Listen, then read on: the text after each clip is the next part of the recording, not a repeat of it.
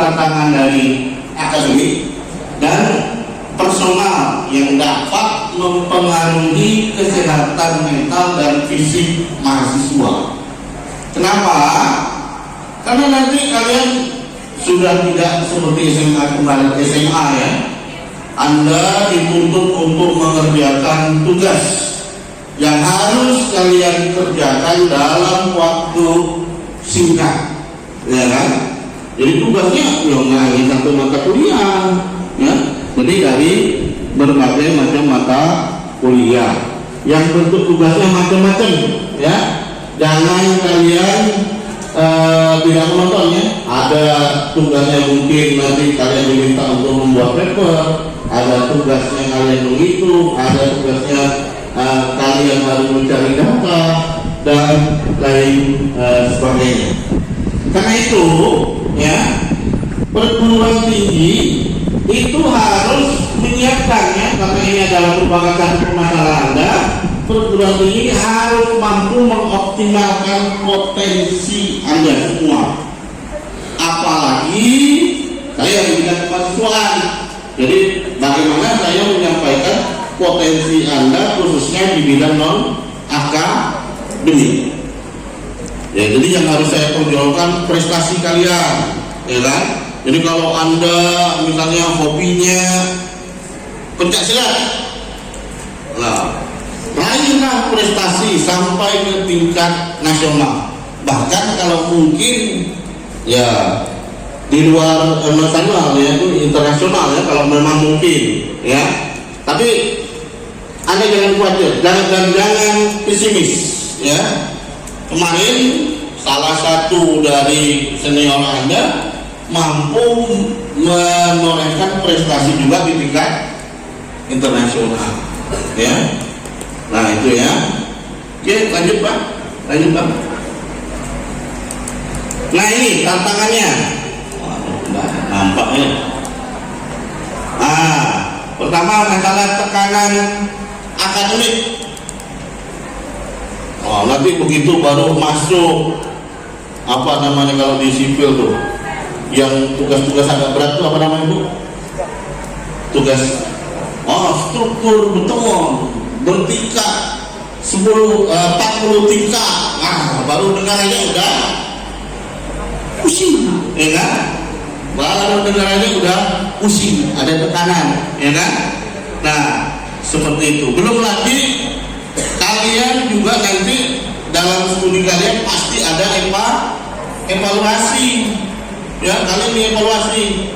Biasanya evaluasi itu kalau nggak salah kalau nggak 2 semester, 3 semester, 4 semester kalian sudah dievaluasi. Kalian harus mengumpulkan sejumlah SKS tertentu. Nah itu kalian harus sampai, ya kan? Belum lagi nanti kalau kalian ada yang dapat beasiswa, nah ini kalian dievaluasi setiap semester. Mau nggak mau itu jadi tekanan tersendiri bagi kalian. Karena kalau kalian sudah mencapai 3 itu, misalnya yang dapat bidik misi apa yang tidak mampu itu namanya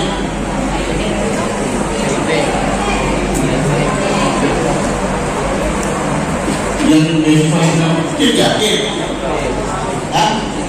KIP, ada yang dapat beasiswa KIP. Ya, ada banyak ya kelihatannya. Yang mendapatkan beasiswa KIP ini biasanya ya memang dari segi dari kemahasiswaan itu tidak pernah bukan kami yang untuk melakukan evaluasi ya. Tapi nanti ada petugasnya dari Universitas Tanjung Pura. Nanti kami diberikan laporan. Laporannya biasanya di Fakultas Teknik, bukan seperti itu ya. Jadi kalian harus belajar terus ya, supaya hal IPK-nya itu tidak turun ya. Nah yang kedua adalah transisi kehidupan. Nah, ini seperti saat ini kalian baru saja lulus SMA, ya kan? Masuk jadi mahasiswa. Jadi ini merupakan masa transisi ya, informasi ya. Nah akses informasi ini juga mempengaruhi ya, tapi sekarang kelihatannya kurang lah ya. Walaupun kalian misalnya kelengkapan di perpustakaan itu kurang lengkap, sekarang kalian sudah punya HP, kalian bisa cari sendiri, tanya Google ya, informasi apa yang kalian tidak dapat pasti ada di Google. Hanya sekarang kalian ya, kalian ini bagaimana ya, jangan hanya nonton YouTube dan lain sebagainya ya, cari informasi pengetahuan, terutama pengetahuan dan teknologi ya. Kemudian stigma sosial ya. Nah ya, ini adanya informasi khususnya masalah kesehatan mental. Mungkin tadi dengan PPKS ada hubungannya juga ya. Nah itu adalah merupakan satu unit layanan ya, yang digunakan untuk mencegah terjadinya kekerasan dan lain sebagainya. Oke, lanjut. Nah, peran perguruan tinggi di mana?